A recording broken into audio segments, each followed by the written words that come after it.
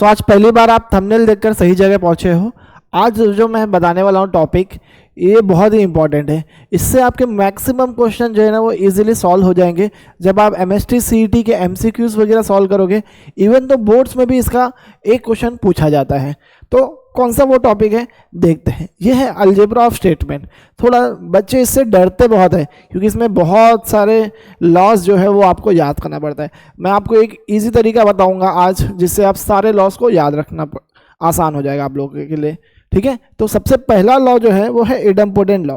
तो इडम्पोटेंट लॉ कुछ नहीं है, ठीक है ना, वो आप उसका ज़्यादा यूज़ भी नहीं होता। मान लीजिए कहीं पे स्टेटमेंट लिखा है पी और पी, तो इसका आंसर क्या आ जाएगा पी। मतलब कोई भी स्टेटमेंट लिखा है जैसे आर और आर लिखा है और के साथ लिखा रहेगा तो ये क्या बन जाएगा आर बन जाएगा। ऐसे एंड के साथ भी लिखा रहेगा तो क्या बन जाएगा पी बन जाएगा। ठीक है ना, चाहे एंड के साथ लिखा चाहे और के साथ लिखा हो। ठीक है, किसी भी स्टेटमेंट का सेम एंड के साथ और सेम और के साथ लिखा होगा तो वही आंसर आने वाला है पी। इस लॉ को हम लोग क्या बोलते हैं इडम्पोटेंट लॉ। अगला लॉ जो है वो कॉम्यूटेटिव लॉ है। ये एंड और में इम्प्लाइज होता है, अप्लाई होता है, इम्प्लाइज में नहीं होगा। ठीक है, मान लीजिए मेरे पास एक स्टेटमेंट है पी और क्यू, तो क्या मैं इसको क्यू और पी लिख सकता हूँ? हाँ लिख सकता हूँ। ये लॉ कौन सा बताता है? कॉम्यूटेटिव लॉ बताता है। कॉम्यूटेटिव लॉ क्या बोलता है पी और क्यू को आप क्यू और पी भी लिख सकते हो। ऐसे ही पी एंड क्यू को आप लिख सकते हो क्यू एंड पी। ये बताता है कौन सा law? Commutative law.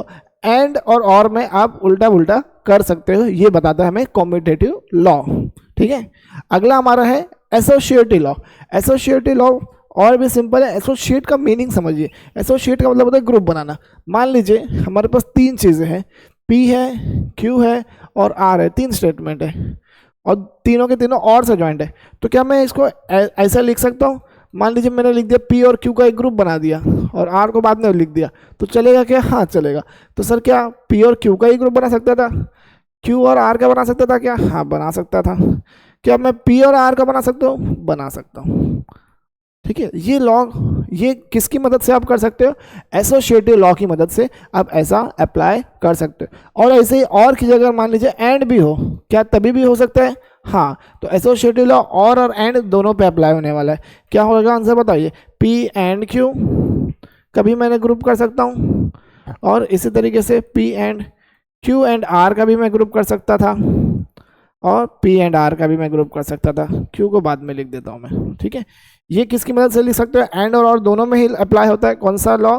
Associative law. ठीक है, चलिए नेक्स्ट आ जाता है आपके पास डिस्ट्रीब्यूटिव लॉ। यहाँ से सारी चीज़ें आपको याद रखनी पड़ती है, बाकी तीनों चीज़ें तो एकदम इजी था। ये तीन चार चीज़ें हैं जो आपको सबसे ज़्यादा यूज़ होगा।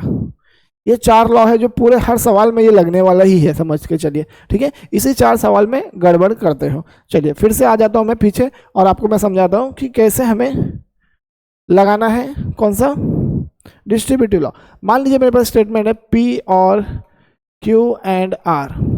ठीक है, यहाँ पे एंड है, यहाँ और है। देखो पिछले बार में एसोसिएटिव में दोनों ही और थे, मगर यहाँ पे एक एंड एक और रहेगा। ठीक है, चलिए तो इसी तरीके से दो तरीके से डिस्ट्रीब्यूटिव लगेगा। अगर बाहर एंड रहेगा तो भी लगा सकते हो, जब बाहर एंड रहेगा तो अंदर और रहेगा। दोनों बार में आपको मैं डिस्ट्रीब्यूटिव लॉ लगा के दिखाऊंगा कैसे आपको याद रखना है। ठीक है, तो सबसे पहले जैसे मल्टीप्लाई कैसे करते हैं, मान लीजिए अगर मल्टीप्लाई करना है A multiply by B plus सी, तो कैसे करता है? ए मल्टीप्लाई बाय बी लिखते हैं हम लोग, फिर जो बीच का साइन रहेगा वो लिखेंगे, फिर ए मल्टीप्लाई सी। ठीक है ना, ये जो मल्टीप्लाई का साइन है दोनों के साथ अप्लाई करते हैं। ऐसे ही डिस्ट्रीब्यूटिव लॉ लगाना है। पी और का किसके साथ मैं लिखूंगा? क्यू के साथ लिखूंगा। पी का और किसके साथ लिखूंगा? क्यू के साथ। जो बीच का साइन है एंड उसको एज इट इज रहने दूंगा, फिर लिखूंगा पी का और आर के साथ।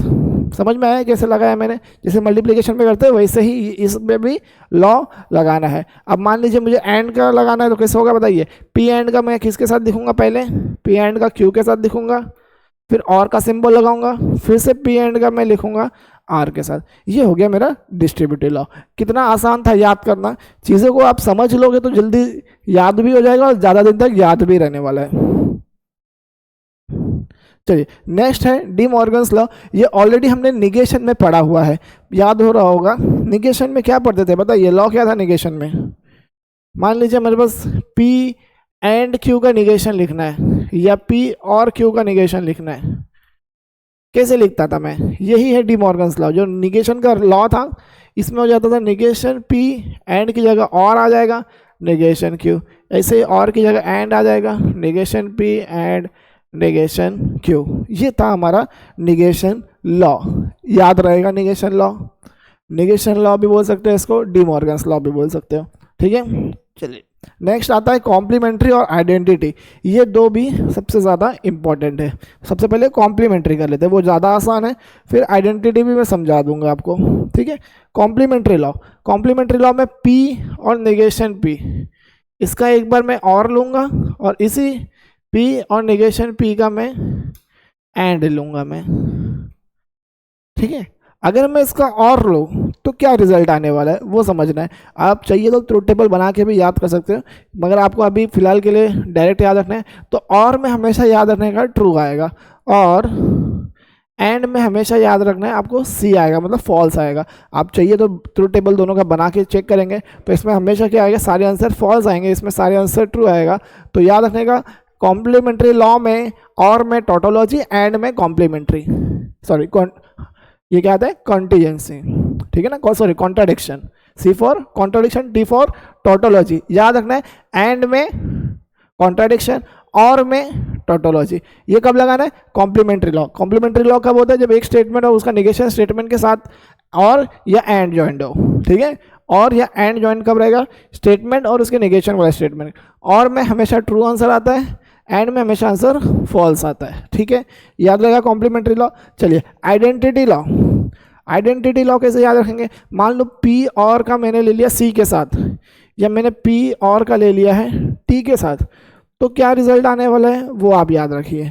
तो आपने ये वर्ड सुना होगा पीवीसी, क्या वर्ड सुना था, पीवीसी क्या होता है, पाइप। तो आप ऐसे याद रख सकते हो, पी का अगर मैं और ले लूँ सी के साथ तो पाइप पी आ जाएगा, और वैसे पी का और अगर मैं टी के साथ ले लूँ, क्योंकि पहले ही पी आ चुका है तो इस बार अब रिजल्ट में टी आने वाला है। आप इस तरीके से याद रख सकते हो, ठीक है। पीवीसी पाइप, पीवीटी टाइट, ऐसे आप कुछ भी बना के स्टेटमेंट याद रख सकते हो। चलिए अब ये आइडेंटिटी लॉ है, फिर उसके बाद P and C, P and T. अब बताइए, जब और लिया था तो पी आंसर आया था, तो एंड लूंगा तो क्या आंसर आएगा, सी। एंड लूंगा तो यहाँ पे क्या आंसर आएगा, पहले टी आ चुका है तो अब टी नहीं आने वाला है, तो वापस क्या आने वाला है, पी आने वाला है। तो इस तरीके से आप याद रख सकते हो आइडेंटिटी लॉ। नहीं याद रहेगा तो आप एक काम करने का, तुरंत ट्रूथ टेबल बना के चेक कर लेने का क्या रिजल्ट आने वाला है, फटाफट याद हो जाता है। एक ही दो सवाल रहता है, आप मैं बोलूँगा थोड़ा सा खाली कॉम्प्लीमेंट्री लॉ, कॉम्प्लीमेंट्री नहीं बोल रहा हूँ मैं, आइडेंटिटी लॉ जो है उसमें थोड़ा सा रट्टा मारना पड़ता है, बाकी सब चीज़ें तो एकदम लॉजिकली आप याद रख सकते हो। कॉम्प्लीमेंट्री में और रहेगा तो टी, एंड रहेगा तो सी। डिस्ट्रीब्यूटिव लॉ मैंने आपको समझाया था, मल्टीप्लिकेशन की तरह काम करता है, कैसे मल्टीप्लाई करते हैं वैसे ही करना है। फिर ये जो है डी मॉर्गन्स लॉ, ये तो हमने पहले ही निगेशन के लॉज में भी पढ़े हुए हैं, ठीक है। चलिए नेक्स्ट जो आता है आप लोगों का वो है एब्जॉर्प्शन लॉ। एब्जॉर्प्शन लॉ बहुत ही सिंपल है, जैसे मान लो पी एंड क्यू है या पी और क्यू है, अगर मैं उसका वापस से पी के साथ और ले लूँ, जैसे एंड था तो पी के साथ और ले लिया तो आंसर पी आ जाएगा, ठीक है। कैसे याद रखोगे, पी और मैंने पी एंड क्यू के साथ ले लिया, या तो पी एंड मैंने पी और क्यू के साथ ले लिया, तो इसका रिजल्ट हमेशा क्या आ जाएगा, पी आ जाएगा, ठीक है। ये एब्जॉर्प्शन लॉ है। नेक्स्ट कंडीशनल लॉ, ये आपने ट्रूथ टेबल बनाते वक्त भी याद किया, इसके बहुत सारे क्वेश्चन भी हम लोग सॉल्व करते हैं। पी इम्प्लाइज क्यू जो है वो किसके इक्विवेलेंट है, वो है निगेशन पी और क्यू के इक्विवेलेंट है, ठीक है, ये याद रखिएगा। फिर बाय कंडीशनल लॉ क्या हो जाएगा, एक बार एरो इधर से पी के क्यू की तरफ है एंड दूसरी बार एरो क्यू से पी की तरफ है, तो जो ये वाला एरो है इसका रिजल्ट तो हमने याद कर लिया, निगेशन पी और क्यू। जब एरो चेंज हुआ क्यू से पी की तरफ तो आंसर क्या आ जाएगा बताओ, पहले क्यू पे निगेशन आ जाएगा और लगेगा इसके बीच में, और पी वाला एज इट इज, ठीक है। याद रखना है एरो पहले इधर से इधर जा रहा है तो क्या आंसर आया था, निगेशन पी और क्यू। फिर क्यू से पी की तरफ जा रहा है तो इस बार आएगा निगेशन क्यू और पी, ठीक है। इन दोनों के बीच में एंड का सिंबल। तो एक बार अगर आपने कंडीशनल लॉ याद रखिए तो बाय कंडीशनल में कुछ नहीं है, दो तरफ एरो, पी से क्यू की तरफ एरो है तो ये वाला कॉपी कर लूँगा, फिर एंड लगाऊंगा, फिर क्यू से पी की तरफ है तो उसी लॉ को फ्लिप करके लगा लूँगा। तो ये लॉज आप याद रखिए, जितना ज़्यादा परफेक्टली आपको लॉज याद रहेंगे उतना क्वेश्चन सॉल्व करने में मज़ा आएगा। ठीक है, चलिए अब एक एक क्वेश्चन सॉल्व कर ले फटाफट। चलिए यहाँ पे मैंने एक क्वेश्चन ले लिया है और ये इधर निगेशन क्यों इधर ही लिख देता हूँ मैं फिलहाल, यहाँ पे लाइन चेंज हो गई है। चलिए अब इसको लॉ लगाना है तो आप देख सकते हो तीन स्टेटमेंट है और तीनों और से जुड़े हुए, दिख रहा है, तीन स्टेटमेंट है और तीनों किससे जुड़े हुए और से। तो मैं सबसे पहले लगा दूंगा यहाँ पे एसोसिएटिव लॉ, इन दोनों को मैं एसोसिएट कर दे रहा हूँ, चीज़ें आसान हो जाएगी। अब मुझे लगाना है डिस्ट्रीब्यूटिव लॉ का रिवर्स वाला पार्ट। तो डिस्ट्रीब्यूटिव लॉ में क्या लगाते थे, एंड रहता था, उसको मल्टीप्लाई करते थे ब्रैकेट के अंदर। तो वैसे यहाँ पे देखो क्यू एंड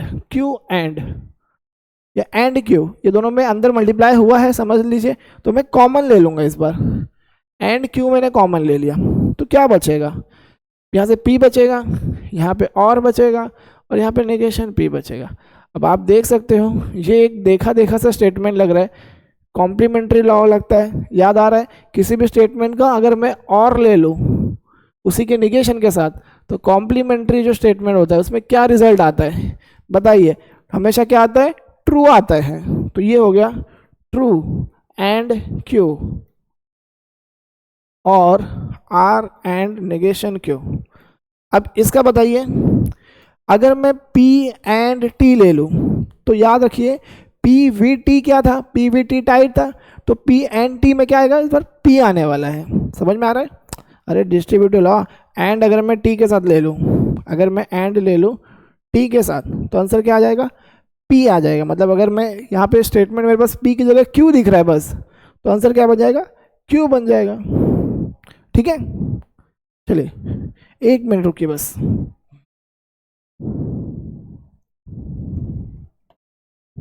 हाँ तो हम कहाँ पे थे, यहाँ पे मैंने लगाया, देखिए क्या लिखा हुआ है, एक स्टेटमेंट जो है उसका एंड लिया है टी के साथ तो मैंने कॉम्प्लीमेंट्री लगाया।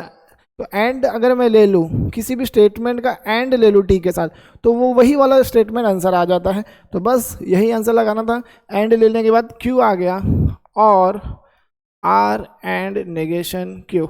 अब फिर से मुझे डिस्ट्रीब्यूटिव लॉ लगाना पड़ेगा। बताइए डिस्ट्रीब्यूटिव लॉ क्या था, और के लिए कैसे डिस्ट्रीब्यूट करूंगा बताइए, क्यू और आर के साथ लिखना होगा, फिर एंड का सिंबल, फिर लगाएंगे क्यू और निगेशन क्यू। अब यहाँ पे देखिए फिर से कॉम्प्लीमेंट्री लॉ जैसा दिख रहा होगा, किसी भी स्टेटमेंट का और ले लूँ उसके निगेशन के साथ तो मुझे क्या मिलने वाला है, ये तो ट्रू मिलने वाला है। तो ये हो जाएगा क्यू और आर एंड ट्रू।